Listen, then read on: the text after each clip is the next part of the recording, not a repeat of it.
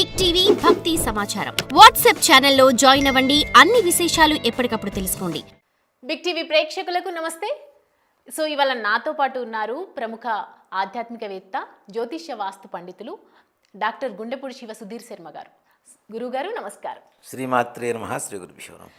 గురుగారు, సందేహాల కోసం, పరిష్కారాల కోసం మీ దగ్గరికి వస్తూ ఉంటాము. నిజంగా ఇవాళ నాకు ఒక సందేహం ఉంది. దాని గురించి మిమ్మల్ని అడుగుదాం అనుకుంటున్నారు. మీ దగ్గర నుంచి నిజాయితీ గల ఆన్సర్ మేము ఎక్స్పెక్ట్ చేస్తున్నాము. సో గరికపాటి గారు ఒక హిందూ ఆధ్యాత్మికవేత్త, ఒక అద్వైత తత్వవేత్త, ఆయన ప్రవచనాల గురువు. ప్రపంచం అంతటా కూడా ఆయన మాటల్ని అందరం ఫాలో అవుతూ ఉంటాము. ఆయన సూచనలు పట్టే మనం నడుస్తూ ఉంటాము. ఇవాళ ఆయన మీద ఒక మచ్చ పడింది. మొదటి భార్య కామేశ్వరి ఆయన మీద అనేక రకమైనటువంటి ఆరోపణలు చేసింది. సో వాటిని ఏ విధంగా చూడాలి? ఇన్ని సంవత్సరాల తర్వాత ఏ మచ్చ లేకుండా మనందరం ఆయన సూక్తులు పాటిస్తూ ఉన్నాం. శుద్ధులు చెప్పే గరికపాటి సత్యపూస కాదా, నిజంగా కామాంధుడా ఆయన అనే రకరకాల కోణాల నుంచి కామెంట్స్ వినిపిస్తున్నాయి, మనం చూస్తున్నాం, మీకు తెలుసు. సో దీని గురించి మీ ఒపీనియన్, మీ అభిప్రాయం ఏంటి? మొట్టమొదటిగా అమ్మ, మన సనాతన ధర్మం చాలామందికి అనేక రకాలుగా వాళ్ళ సంబంధించినటువంటి కోణాల్లో చూస్తూ ఉంటారు, చెప్తూ ఉంటారు.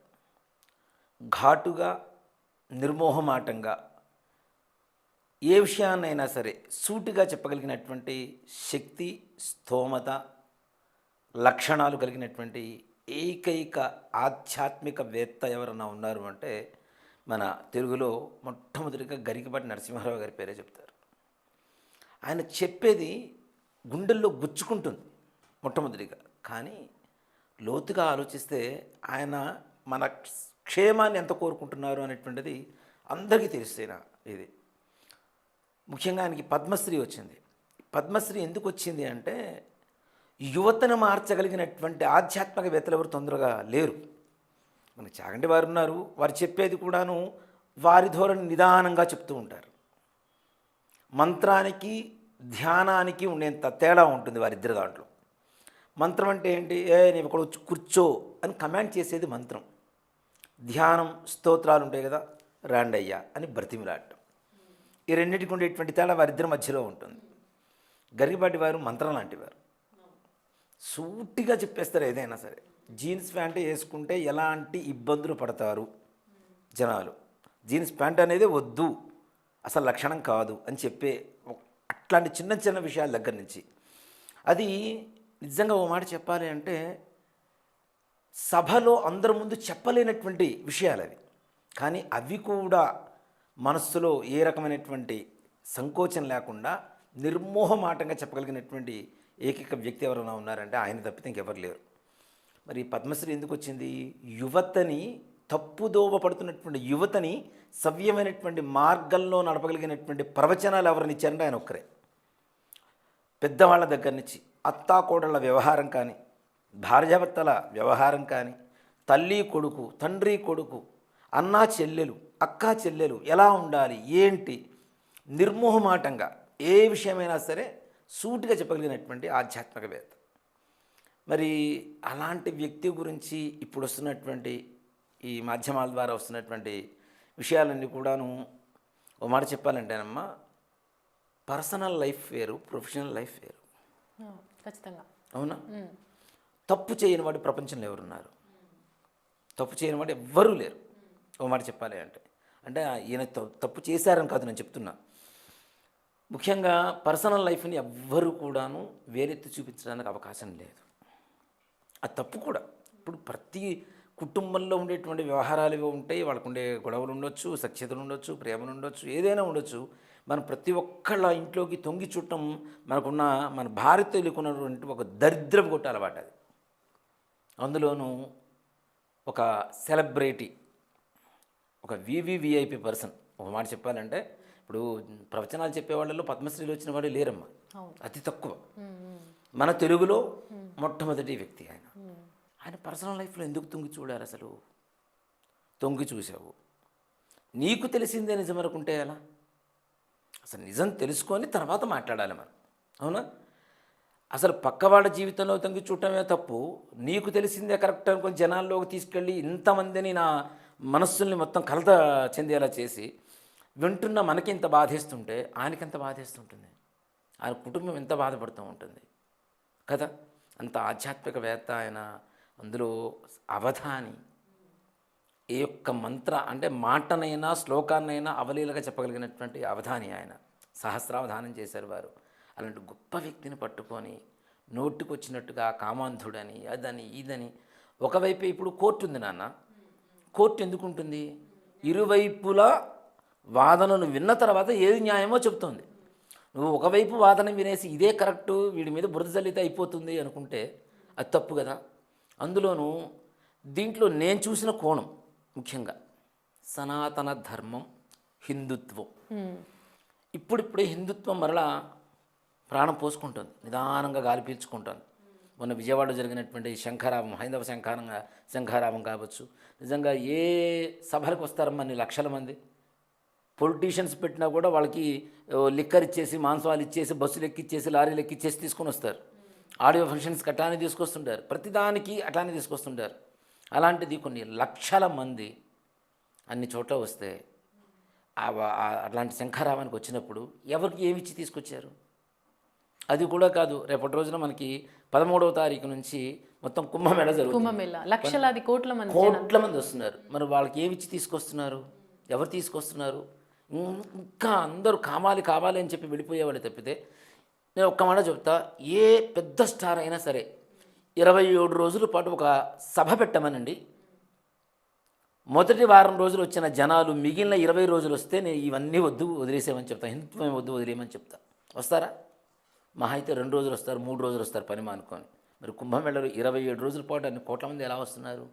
కేవలం సనాతన ధర్మం మీద ఉండేటువంటి నమ్మకం పెరిగింది, ఇప్పుడే ఉసురు పోసుకుంటుంది, మరలా గాలి పీల్చుకుంటున్న సమయంలో ఇటీవల కాలంలో మనకి గరికపాటి వారు చాలా ప్రాముఖ్యంగా ఉన్నటువంటి వ్యక్తి, చాగంటి వారు, ఇట్లాంటి వారు పెద్దవాళ్ళు ఎవరైతే ఉన్నారో వీళ్ళ వల్ల సనాతన ధర్మం మరలా నిలబడుతోంది అనేటువంటి ఒక ఆశ పుట్టిన సమయంలో ఆయన వ్యక్తిగత జీవితాన్ని వేలెత్తి చూపి ఇక్కడ నాశనం అవుతుంది ఎవరు?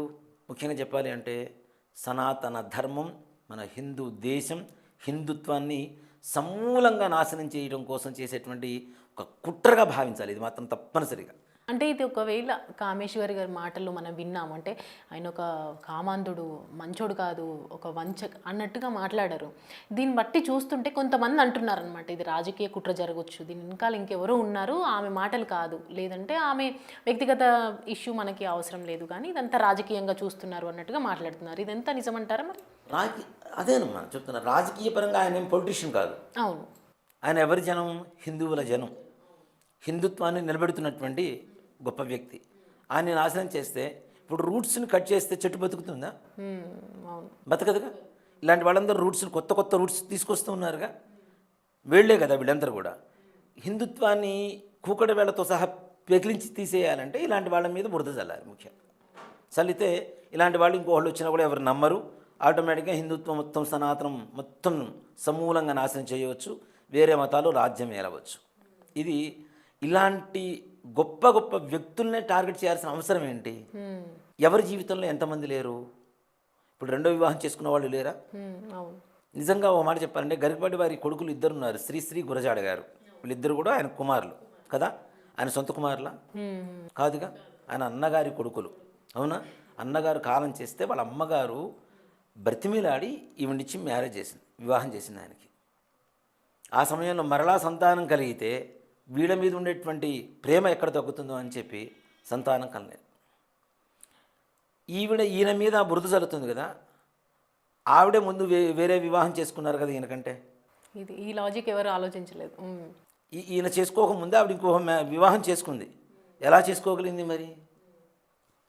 అవునా? ఆవిడ మీద ఒకటి కాదు, రెండోది కాదు, మూడో వివాహం ఆవిడ చేసుకుంది.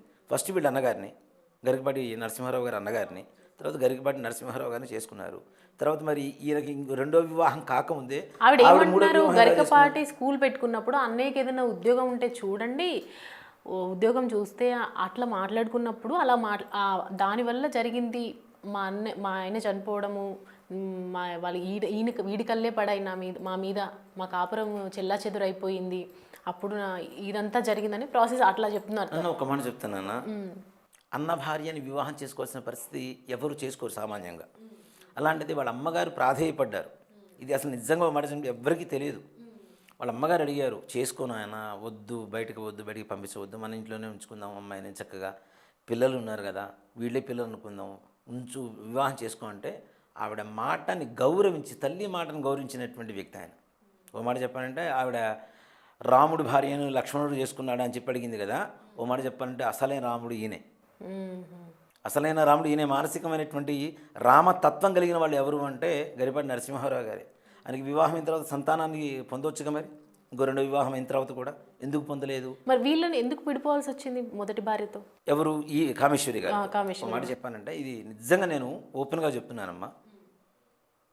గరిపాటి నరసింహారావు గారు ఆయనకు ఉండేటువంటి పాండిత్యాన్ని నలుగురికి పంచాలి, అందరికీ తెలియచేయాలి, మన సనాతన ధర్మాన్ని బ్రతికించాలి అనేటువంటి ఒక ఆలోచనతో ఆయన ఏం చేశారు అంటే ఆంధ్ర మహాసభలు, ఈ సభలకు వెళ్ళటం, ఈ బిజీలో ఉన్న సమయంలో ఖచ్చితంగా చెప్తున్నాను, ఇది కావాలంటే నేను రూఢితో సహా ప్రూఫ్లతో సహా ప్రూవ్ చేస్తాను. నేను తీసుకొచ్చి మనుషుల్ని, ఒక వయోలిన్తో ఆవిడకి పరిచయం ఏర్పడింది.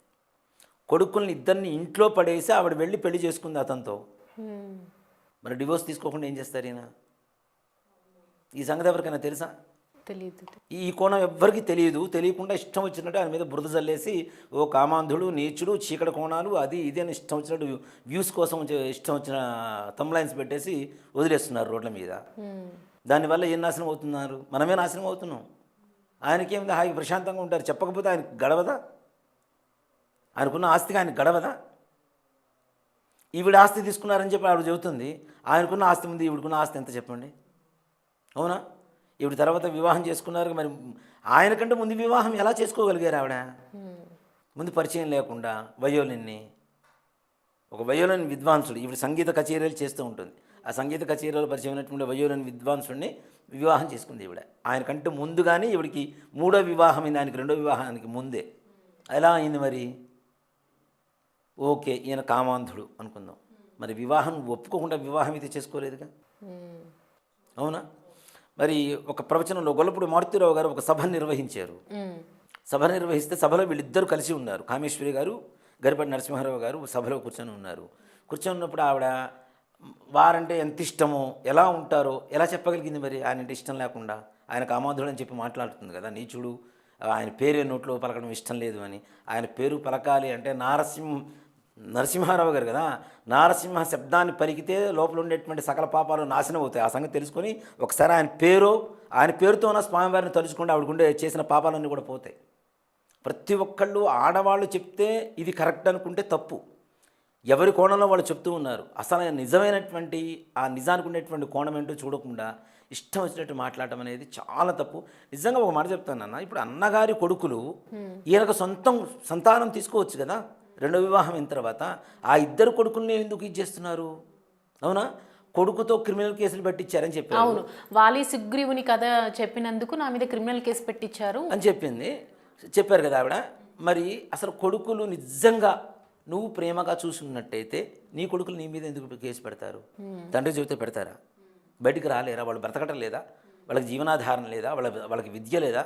లేదు, మా అమ్మ ఆవిడ నువ్వు ఎట్లా నాతో కేసు పెట్టిస్తామని చెప్పి వాళ్ళ నాన్నతో యుద్ధం చేసేటువంటి పరిస్థితి లేదా? వాళ్ళకి బయటకు వస్తే వాళ్ళకి బ్రతుకు తెరువు లేదనుకుంటున్నారా? ఉంది కదా. వాళ్ళకుండే విద్య అయితే ఎక్కడికి పోదు కదా. మన జేబులో ఉండేటువంటి 100 కోట్ల రూపాయల డబ్బులైనా ఎవరైనా దొంగతనం చేయగలుగుతారు. మస్తకంలో ఉండేటువంటి విద్యను ఎవరు దొంగతనం చేయలేరు కదా. వాళ్ళకి విద్య ఉంది కదా, ఆల్రెడీ మనం చూస్తున్నాం కదా, వాళ్ళ ప్రవచనాలు కూడా చూస్తున్నాం కదా కొన్ని కదా. మరి అలాంటప్పుడు వాళ్ళు బయట చదువుకొని బయట బ్రతకగలిగినటువంటి స్థోమత ఉన్నటువంటి వ్యక్తులు కూడా తల్లి మీద కేసు పెట్టాల్సిన పరిస్థితి వచ్చిందంటే నువ్వు వాళ్ళని ఏ హీనమైనటువంటి పరిస్థితుల్లో వాళ్ళిద్దరిని వదిలేసి వెళ్ళిపోయావో వాళ్ళకి ఇప్పటికీ గుర్తుంది. కావాలంటే ఇప్పుడు తీసుకుని వెళ్ళి నీ కొడుకులు నీ దగ్గర పెట్టుకో, కావాలంటే వస్తారా? ఎందుకు రావటం లేదు? భర్త నీచుడు అనుకుందాం, మరి కొడుకులు ఎందుకు దగ్గర రావటంలా? తల్లి ప్రేమకు మించింది ప్రపంచంలో ఇంకోటి లేదని మనం చదువుతూనే ఉంటాం. తల్లిని మించిన దైవం లేదని కూడా శాస్త్రమే చెప్తూ ఉంది. నగాయత్రేయ పరమంత్రం నమాతు పరదైవతం అని చెప్పి తల్లికి మించిన దైవం లేదు, గాయత్రి మంత్రానికి మించిన మంత్రం లేదని చెప్తున్నారు. మరి అలాంటి తల్లిని కూడా ద్వేషించేంత స్థాయిలో, అంటే తల్లి అనేటువంటి ఒక పదానికి కూడా కళంకం తెచ్చినటువంటి నువ్వు ఒక పెద్ద అంటే భారతదేశంలో ఉన్నటువంటి అత్యున్నతమైనటువంటి పురస్కారాన్ని పొందినటువంటి కొంతమంది హిందువుల్ని తప్పుదోవ పడుతున్నటువంటి హిందువుల్ని సరైనటువంటి దారిలో నడిపిస్తున్నటువంటి ఒక మహానుభావుడి మీద ఇన్ని సంవత్సరాల తర్వాత 2001లో నువ్వు బయటికి వెళ్ళిపోతే 2024 నువ్వు గొడవ చేయాల్సిన అవసరం నీకేంటి? 25 సంవత్సరాల 24 సంవత్సరాలు నాన్న, దాదాపు 23 సంవత్సరాలు 24 సంవత్సరాలు. ఇన్ని సంవత్సరాల తర్వాత నువ్వు ఎందుకు గొడవ చేస్తున్నావు? ఎవరు నీ వెనక ఉండి నడిపిస్తున్నారు? హిందుత్వాన్ని నాశనం చేయాలని నీకు ఎందుకు అంత ఇది పుట్టింది? నువ్వు నేను హిందువుని, నేను పూజ చేసుకుంటుంటాను, నా ఉపాసన చేసుకుంటాను, అది చేస్తాను ఇది చేస్తానని చెప్తున్నావు. అంత ఉపాసన చేసేటువంటి అమ్మవారు నీకేం చెప్పింది? నువ్వు చేస్తున్న దేవుడు నీకేం చెప్పాడు? ఎదురువాడి జీవితాన్ని నాశనం చేయి, హిందుత్వాన్ని నాశనం చెప్పి దేవుడు చెప్పాడా? అలా నువ్వు చేయడం వల్ల ఏం నాశనం అవుతుందని నీకు ఆ మాత్రం ఆలోచన లేదా? నువ్వు సాంస్కృతిక ఫ్యాకల్టీ ఆవిడ, సాంస్కృతిక కాలేజెస్లో సాంస్కృతి చెప్తూ ఉంటారు ఆవిడతో పాటు పనిచేసిన వాళ్ళు నాకు తెలుసు. అంటే ఆవిడ గురించి మీకు సవివరంగా ఆవిడతో పరిచయం ఉన్నటువంటి వ్యక్తులతో నేను మాట్లాడిన తర్వాతనే మీడియా ముందుకు వస్తున్నాను. లేకపోతే ఇంతవరకు ఇదే ఫస్ట్ వీడియో నేను ఆయన వారి గురించి చెప్పడం కూడా. ఓ మాట చెప్పానంటే సవివరంగా ఆయన ఉన్న పరిస్థితి ఏంటి, ఆయన ఉన్నత భావాలేంటి, ఆవిడ చేసిన పరిస్థితులు ఏంటి, నిజంగా చెప్తున్నాను. నా పిల్లలు ఇద్దరిని కూడా వదిలేసి వెళ్ళిపోయింది ఆవిడ ఇంకో ఆయన వివాహం చేసుకోవడానికి. మరి అది తప్పు కదా? నువ్వు రోడ్డు మీద పడేసిపోయినప్పుడు ఆయన ఆదుకున్నాడు, సొంత కొడుకులాగా చూసుకున్నాడు. ఎంత అన్న కొడుకులు ఉన్నా సొంత కొడుకును ఇంకో కొడుకు కావాలంటే తీసుకోవచ్చు, లేదా కూతురు కావాలంటే పుట్టొచ్చు. కానీ వాళ్ళు ఎవ్వరూ వద్దు, వీళ్ళిద్దరి మీదనే ప్రేమ పోతుంది, ఇంకో కొడుకో కూతురు పుడుతుందని చెప్పి ఆ చేసుకున్న రెండు ఆవిడ చేతులు ఆవిడ కాళ్ళు కూడా దండం పెట్టారు. ఎవరైనా మాతృత్వాన్ని కోరుకుంటారు. ఆవిడ చాలా మంచివారు. మొదటి భార్య చెప్తున్నారు ఇప్పుడు కామేశ్వరి, తన భార్య గరికపాటి భార్య మంచిదే, నాకు పిల్లలిద్దరికీ ఆదుకుంది, అన్నం పెట్టిందని చెప్తుంది. ఆమె బాధ అంతా గరికపాటి గారి మీద. మరి ఈయన చెప్పకపోతే ఆవిడ ఆదుకుంటుందా? మనకొద్దు, మన ఇద్దరికి సంతానం ఉంటే బాగుంటుందని చెప్పి ఈయన చెప్తే ఆవిడ కాదంటుందా? ఏ ఆడవాళ్ళు మాతృత్వాన్ని కోరుకోరు చెప్పండి? అవునా? ఈవిడి కాదు, ఈయనకు కాదు, ఈయన అన్నకు పుట్టిన పిల్లల్ని ఈవ కొడుకుల్లాగా చూసుకోవడానికి గల కారణం ఎవరు? గరికపాటి వారేగా. వారు చెప్పకపోతే ఇది ఆవిడైతే చూసుకోదుగా. అవునా?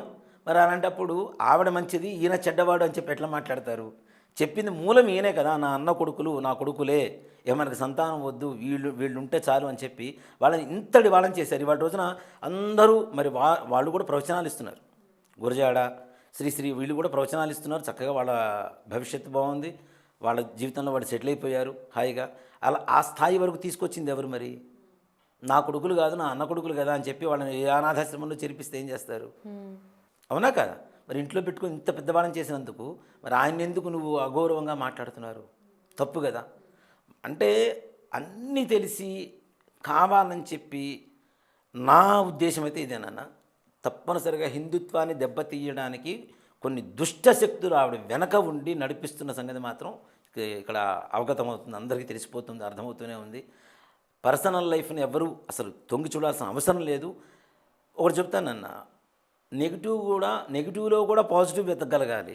అలాంటిది పాజిటివ్లో కూడా నెగిటివ్ వెతుకుతాము అంటే ఇంకెక్కడ అర్థం ఉంటుంది నాన్న? ఎవరికుండే బాధలు వాళ్ళకుంటాయి, ఎవరికుండే సమస్యలు వాళ్ళకుంటాయి. దాని కాకుండా ఆయన చెప్పే మంచి మొత్తం తీసి పక్కన పడేశారు.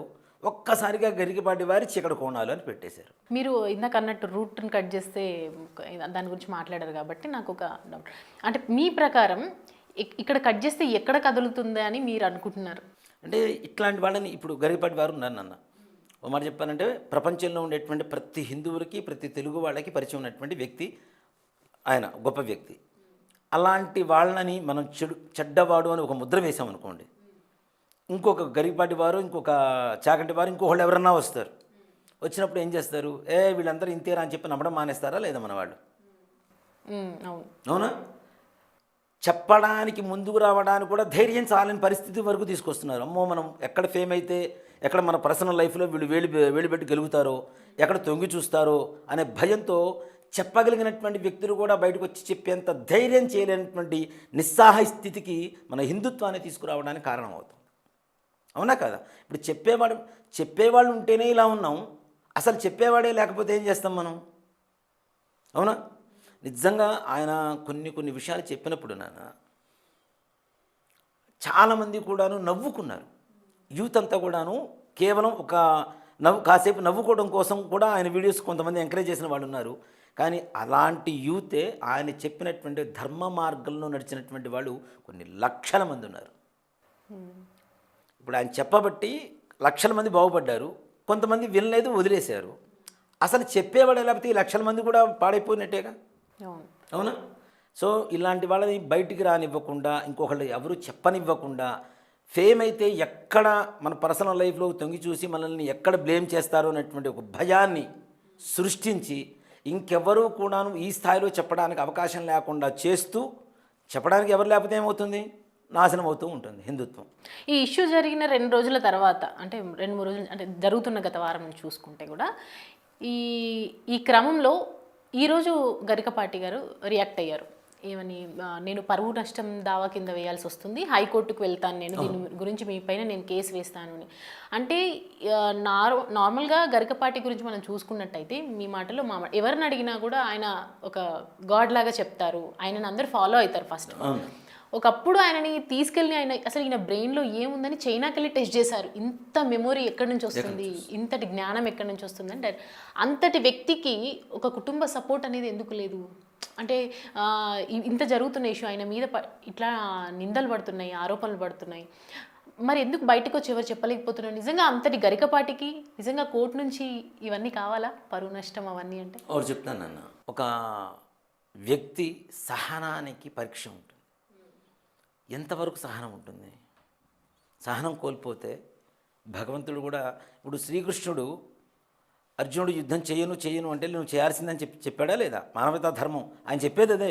ఓ మాట చెప్పాలంటే గరికపాటి గారు చేసేటువంటి ప్రవచనాలు ఉండేటువంటిది ఏంటి అంటే personality development, only personality development. మనిషి ఎలా బ్రతకాలి, ఎలా ఉండకూడదు, ఏం చేయాలి, ఏది నమ్మాలి, ఏది మూఢనమ్మకం, ఏది నమ్మకం, ఏది విశ్వాసం, ఏది అవిశ్వాసం అనేటువంటి చెప్పే లక్షణాలు అని చెప్పేవన్నీ కూడాను.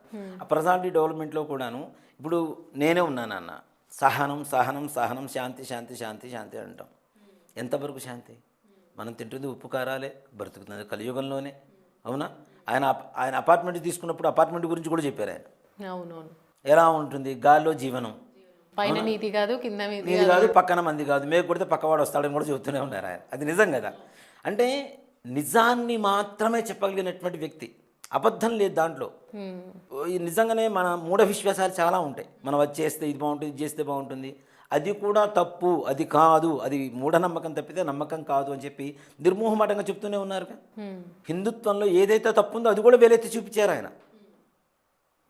అలాంటి నిజంగా ఆయన ఎంత ధార్మికంగా ఉంటారో, కొంతమంది ఆయన దగ్గర ప్రవచనాలు చెప్పించిన వాళ్ళు నాకు చెప్పారు. కొన్ని సంస్థల వాళ్ళు డబ్బులు అడుగుతారు, తీసుకుంటారు ప్రవచనం చేసినందుకు. నిజంగా వాళ్ళు ధార్మికమైనటువంటి కార్యక్రమాలు చేసేటువంటి సంస్థే కనుక అయితే తీసుకున్న దాంట్లో సగం అక్కడే వెంటనే ఇచ్చేసి వస్తారు వారికి. ఈ సంగతి ఎంతమందికి తెలుసు? ఆయన అంత తీసుకున్నారు, ఇంత సంపాదించారు, అంత సంపాదించారంటే ఎవరు సంపాదించుకోకుండా ఉన్నారు నాన్న? ఎవరు సంపాదించుకోకుండా ఉన్నారు చెప్పండి? మరి ఈవిడెందుకు ఫ్యాకల్టీగా పనిచేస్తుంది ఇప్పటికీ కొన్ని కాలేజెస్లో? అవునా? ఆవిడ సంపాదించుకోవాలనేగా, ఉన్నది ఒక్కతే కదా, ఏం చేస్తుంది మరి? అవునా కదా? సంపాదించుకోవడానికి ఆయన ఒక ఉన్నత స్థానంలో వచ్చాడు, ఆర్థికంగా బాగున్నాడు అని చెప్పి ఆయన మీద బురద చల్లేద్దాం, ఆయన నాశనం చేసేద్దాం. నిజంగా ఇట్లానే ఒక ఆయన ఇట్లా ఏదో అమెరికాలో ఏదో జరిగిందని ఒక అవధాని గారిని ఇట్లానే బురద చల్లారు, ఆయన నాశనం చేశారు. ఈ రెండు ఈయన ఇప్పుడు ఉన్నత స్థానంలో ఉన్నటువంటి వ్యక్తుల్లో గొప్ప వ్యక్తి ఎవరంటే ఈయన పేరు తెలియని యూత్ ఎవరన్నా ఉన్నారా? గరికపాటి వారి పేరు తెలియని యూత్ ఎవరన్నా ఉన్నారా? పెద్దవాళ్ళ సంగతి తీసి పక్కన పెడదాం, పెద్దవాళ్ళకి గ్యారంటీ తెలుస్తుంది. చిన్న వాళ్ళకి ఎవరికైనా తెలియని వాళ్ళకి ఎవరన్నా ఉన్నారా? ఆయన రీల్స్ కూడా మళ్ళీ రీమిక్స్ చేసి చేస్తున్నటువంటి పిల్లలు లేరా, యూత్ లేరా? అంటే ఎంత హృదయాల్లో చొచ్చుకుపోయింది ఆయన మాటలు, ఎంత గుండెల్లో గుచ్చుకుపోయినాయి. అలాంటి వ్యక్తి మీద బురద చల్లడం ఎంతవరకు కరెక్ట్ అదే కదా? ఆయన ధార్మికంగా ఉంటారు తప్పనిసరిగా. నేను ఆయన ఒక్కసారి కలిశాను పర్సనల్గా, ఎక్కువ మాట్లాడింది కూడా లేదు. మేము లక్ష దీపోత్సవం చేయడానికి వారిని ఆహ్వానించడానికి వెళ్ళినాం. ఆయన నిర్మోహమాటంగా చెప్తారు, నేను వస్తాను, సర్లేండి నేను వస్తానండి తప్పనిసరిగా, ఇట్లాంటి మాటలు చెప్పారు. నాయన ఆ తారీఖు రోజున నాకు వేరే ప్రవచనం ఉంది, నేను రాలేకపోతున్నాను, మా ఆశీస్సులు మీకుంటే తప్పనిసరిగా, ఇదే మాట అంతే, దాంట్లో అనుమానం లేదు. ఇంకోళ్ళు ఏం చేస్తారంటే వస్తానండి చూస్తాం తప్పనిసరిగా మనం ఏం చేస్తాం, ఆయన వస్తున్నారని వెయిట్ చేస్తూ ఉంటాం కదా. రాకపోతే ఏమవుతుంది, ఆయన మీద చెడు భావన కలుగుతుంది. వస్తానని చెప్పారు, రాలేదు, ఎంత పొగరుంది, అది ఇదని మాట్లాడతారు. ఆయన అట్లాంటి వాటిలో కూడా చాలా జాగ్రత్తలు తీసుకుంటారు. నిజంగా పరువు నష్టం దావా అంటే ఎంతవరకు సహనం వహిస్తారు నాన్న? ఇప్పుడు తన పరువుకి, ఇప్పుడు మానం కన్నా ప్రాణం ముఖ్యమని చెప్పి చాలామంది మాట్లాడుతుంటారు, కానీ ఆయన ప్రాణం కంటే మానం ముఖ్యమనేది ఒకటి. అవునా? ప్రాణమానములో ఎందు బొంకినా బొంకవచ్చు అని చెప్పి ఒక శాస్త్రం ఉంది. ప్రాణం పోయేటప్పుడు మానం పోయేటప్పుడు ఏదైనా అబద్ధం చెప్పినా పర్లేదని చెప్తారు. కానీ ఆయన మానం పోతున్నప్పుడు, ఆయన పరువు పోతున్నప్పుడు ఆ మాత్రం స్పందించకపోతే నిజంగా మౌనం అంగీకారం అంటారు కదా, ఆయన మౌనంగా ఉంటే మరి ఆయన తప్పు చేసినట్టే కదా జనాలందరి దృష్టిలో. ఏం చెయ్యకపోతే ఆయన ఎందుకు మౌనంగా ఉంటారు, ఇది ఒక మాట వస్తుంది మళ్ళీ ఆయన మీద. ఓ మాట చెప్పానంటే ఆయన చేశాడు కాబట్టి నోరు మూసుకొని కూర్చొని ఉన్నాడు, తప్పులు మొత్తం ఆయనవే. రేపటి రోజున ఇదే మాట అంటారు. ఇంకొకడు ఎవడో మొన్న ఈ మధ్య ఆయన చెప్పే, ఇప్పుడు ప్రవచనాల్లో ఉండేటువంటి ఆంతర్యం ఏమిటి, అక్కడ ఉండేటువంటి సందర్భం ఏంటి చూసుకొని చెప్తూ ఉంటారు. ఇప్పుడు మొన్న ఈ మధ్య ఆయన మీద తర్వాత చాగంటి వారి మీద, శృంగేరి స్వామివారి మీద. ఇప్పుడు గరిగిపట్టి వారు ఒక ప్రవచనకర్త నాన్న, శృంగేరి స్వామివారు ఉన్నారు, భారతీయ తీర్థ స్వామివారు. ఆయన చెప్పిన దాంట్లో కూడా తప్పులు వెతుకుతూ ఆయన మీద వ్యంగ్యంగా ఒకడు మాట్లాడాడు. దాస్ పైలా అని ఒకడు ఉంటాడు శ్రీకాకుళంలో. అలాంటి వ్యక్తుల మీదే పడుతున్నప్పుడు ఇలాంటి, కాకపోతే నేను ఒకటే చెప్తున్నా గరిగిపట్టి వారికి, మనం వారికి చెప్పేంత స్థాయి విమర్శనం కాదు వారి. అట్లా అంటే మనలాంటి వాళ్ళని కొన్ని కోట్ల మందిని కలిపితే ఒక గరిగిపట్టి వారు అవుతారు. ఏనుగు వీధిని పోతూ ఉంటే కుక్కలు మురుగుతూ ఉంటాయి. మురిగిన ప్రతి కుక్క దగ్గర ఆగితే ఏనుకుండే విలువ తగ్గిపోతుంది. ఏనుగు చచ్చినా 10,000, బ్రతికున్నా 10,000 కదా. కాబట్టి దయచేసి ఇవన్నీ ఏం పట్టించుకోకండి. మీ ప్రవచనాలు ఎక్కడ ఆపకండి దయచేసి. మీ ఏదైతే ప్రవాహం ఉందో, ప్రవచన ప్రవాహం ఉందో అది కొనసాగించాలి. హిందుత్వం నిలబడాలి, యువత మారాలి, మూఢనమ్మకాల మీద ఉండేటువంటి అనుమానాలు ఏవైతే మొత్తం తీరిపోవాలి. మీలాగా చెప్పేటువంటి వ్యక్తులు లేక చాలామంది ఇంతకాలం కూడా సనాతన ధర్మం మరుగున పడిపోయింది. మీలాంటి గొప్ప వ్యక్తుల వల్ల సనాతన ధర్మం మరలా చిగురు వేస్తుంది. కాబట్టి దయచేసి ఇవన్నీ ఏమీ పట్టించుకోకుండా, మనసులో పెట్టుకోకుండా, మా అందరి అంటే భారతీయుల హిందువుల ఎన్ని కోట్ల మంది ఉన్నారో అన్ని కోట్ల మంది తరఫున నమస్కారం చేస్తూ వారిని ప్రార్థిస్తున్నాం మరలా. దయచేసి ఇవన్నీ కూడా పక్కన పెట్టేసి మీ ప్రవచన ప్రవాహం మాత్రం కొనసాగుతూనే ఉండాలి. తప్పనిసరిగా ఆ ప్రవాహంలో మేమందరం కూడా సనాతన ధర్మం అనేటువంటి దాహం తీర్చుకోవాలని చెప్పి మనస్ఫూర్తిగా వారికి నమస్కారం చేస్తూ కోరుకుంటున్నాను. థ్యాంక్ యూ అండి.